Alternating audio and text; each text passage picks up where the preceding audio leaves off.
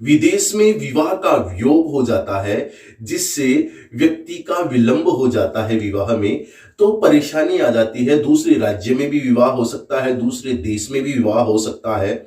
जैसे मैं बात करता हूं राजीव गांधी जी की, जो हमारे प्रधानमंत्री रहे हुए हैं सबसे युवा, तो बताते हैं उसकी कुंडली के बारे में। तो 20 अगस्त 1944 को उनका जन्म हुआ था और 9:53 पर सुबह उनका जन्म हुआ। अब उनकी कुंडली देख लेते हैं, फिर बताता हूं कि विदेश में विवाह के योग हो जाता है और हम समझ लेते हैं कि विवाह का विलंब हो रहा है इस व्यक्ति का, और समाज में कुछ बातें भी बना लेते हैं, लेकिन कुंडली अवश्य देख लेनी चाहिए, जिससे हमारे को पता चल जाए कि इसका बाहर का विवाह है, दूसरे राज्य में विवाह है, दूसरे जिले में विवाह है। तो जरूर अवश्य कुंडली दिखाएं। कुंडली पर चलते हैं सीधा राजीव गांधी जी की कुंडली पर। तो देखिए, यह कुंडली है राजीव गांधी जी की, कन्या लग्न की कुंडली है और सप्तमेश में बैठी है मीन राशि। मीन राशि के मालिक होते हैं गुरु ग्रह, तो गुरु ग्रह बैठे हैं द्वादश भाव में। तो सीधा यह समझ लेना चाहिए कि यदि सप्तमेश की राशि के मालिक द्वादश भाव में बैठ जाते हैं, गुरु और शुक्र यदि बैठते हैं, तो अत्यधिक यह योग बन जाता है विदेश में विवाह का योग। और किसी पापी ग्रह की दृष्टि नहीं हो, मतलब चौथे, पांचवें, छठे श्लोक में लघु पाराशरी में आपको वर्णन मिलेगा। फिर एक वर्णन आपको वृहत पाराशर में भी मिलेगा। 19वें अध्याय का दूसरा श्लोक कहते हैं, सप्तमे तु स्थिते शुक्रे त्युकामी भवेन्नरः अत्र कुत्र पापयुते पत्नी मरणम भवेत। व्रत पाराशर में कहते हैं कि यदि सप्तम भाव में, सप्तम भाव देख लीजिए, इसमें शुक्र ग्रह हो और किसी पापी ग्रह की युति बन जाए, मतलब साथ में आ जाए। पापी ग्रह कौन कौन से? मंगल हुए, राहु केतु हुए, सूर्य हुए, यह युति बना लेते हैं तो पत्नी को कष्ट मिल जाता है। लेकिन शुभ ग्रह चंद्रमा हुए, शुक्र हुए, गुरु हुए, ये शुभ ग्रह यदि युति बना लेते हैं तो बहुत भाग्यवान और बहुत ही सुंदर लड़की मिलती है। तो देख लेते हैं कुंडली में।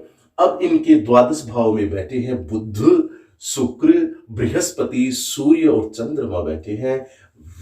किनके? राजीव गांधी जी के। तो इनका विवाह विदेश में हुआ, इटली में हुआ। सोनिया गांधी जी पत्नी रही इनकी है। अब देखते हैं कि इनके एक अल्प आयु का भी एक योग बन रहा है। तो अल्प आयु की बात हम नहीं करेंगे क्योंकि ऑनलाइन है, तो इस पर बात नहीं कर सकते।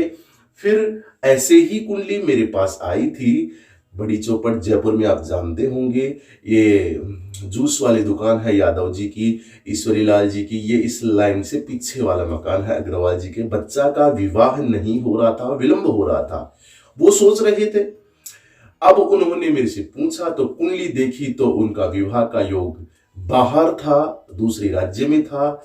यूपी से विवाह हुआ है, बहुत ही अच्छी सुंदर लड़की, भाग्यवान लड़की मिली है और उनका बिजनेस चौगुना बढ़ा है। लड़की भी बहुत पढ़ी लिखी थी और बिजनेस संभालने लगी। तो उनकी कुंडली भी हम देख लेते हैं। देखिए, ये कुंडली है उस लड़के की। मेष, इसे मेष भी कहते हैं। वैदिक ज्योतिष में मेघ कहा जाता है, लेकिन सामान्य बोलचाल में लौकिक आजकल जो विद्वान बोलते हैं इन्हें मेष बोलते हैं। तो मेष कुंडली की यह लग्न की कुंडली है।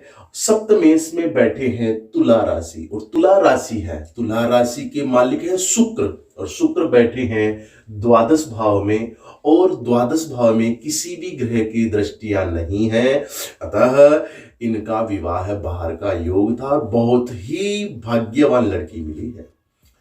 अब देखिए, कुंडली दिखाने पर इनका निवारण हुआ। बताता हूं, यह बहुत पुराने समय से चल रहा है, लेकिन ज्योतिष के जानकार अच्छे ज्योतिषी से आप दिखाएं, विद्वान हो और किसी यूनिवर्सिटी से डिग्री लिए हुए हों, तो उन्हें दिखाएं। बता देता हूं, वाल्मीकि सुंदरकांड में मिलेगा, वाल्मीकि रामायण में सुंदरकांड जो अध्याय आता है उसमें 35वें सर्ग में मिलेगा आपको 25वां श्लोक से लेकर 35वें श्लोक तक। कहते हैं हनुमान जी जब अशोक वाटिका में माता सीता को देखे तो रोहिणी नक्षत्र था। तो हनुमान जी कहते हैं कि ज्योतिषाम ज्योतिष ज्योतिषा, ज्योतिषाम ज्योतिष ज्योतिषा, अर्थात कि ज्योतिष वास्तव में ज्योतिष ही है। ज्योतिष किसने बनाई? अब ब्रह्मा जी ने ज्योतिष बताया है क्योंकि हम व्यक्ति का भविष्य जान सकें। अतः हनुमान जी ने भी कहा कि रोहिणी नक्षत्र बहुत अच्छा है और इस नक्षत्र में माता सीता के मेरे को दर्शन हुए, अतः तो ज्योतिष पर विश्वास करना चाहिए। चलते हैं आगे।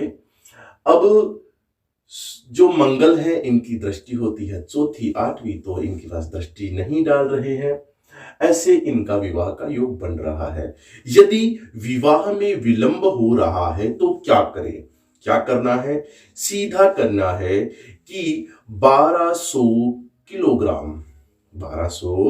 किलोग्राम चने की दाल और 1.25 लीटर दूध का दान करें, बंदरों को दें। और यदि कन्या का विवाह में विलंब हो रहा है तो कन्या क्या करे कि किसी का विवाह हो रहा है, किसी का, लड़की का, दुल्हन का, तो वहां पे जो मेहंदी का दिवस होता है तो वहां पे जाएं और दुल्हन के मेहंदी भी लगाएं और खुद के वह मेहंदी खुद के भी लगाएं, तो विवाह का योग बनता है। लड़के के लिए क्या करना है? लड़का अपने चारपाई के नीचे कभी भी गलत सामान नहीं रखे, कूड़ा करकट नहीं रखे, कूड़ा करकट वाले रूम में भी नहीं सोए, कमरे में भी नहीं रहे। फिर लड़की के लिए बताता हूं, लड़की यदि विवाह में विलंब हो रहा है कन्या के लिए तो कन्या क्या करे? कन्या खरगोश को रखे और पीले भोजन खिलाए, दूध पिलाए, तो विवाह जल्दी होता है। फिर प्रेम विवाह के लिए क्या करें? प्रेम विवाह के लिए पीपल के वृक्ष के शनिवार को दीपक प्रज्वलित करें और 108 परिक्रमा करके उन्हें प्रार्थना करें कि मेरा विवाह है उसी वर से हो, उसी ही दुल्हन से हो, उसी कन्या से हो, तो विवाह प्रेम विवाह भी होता है। अतः यह बिल्कुल स्पष्ट है। एक बात बता देता हूं, सीधा भवानी शिव शंकर जी की बात है।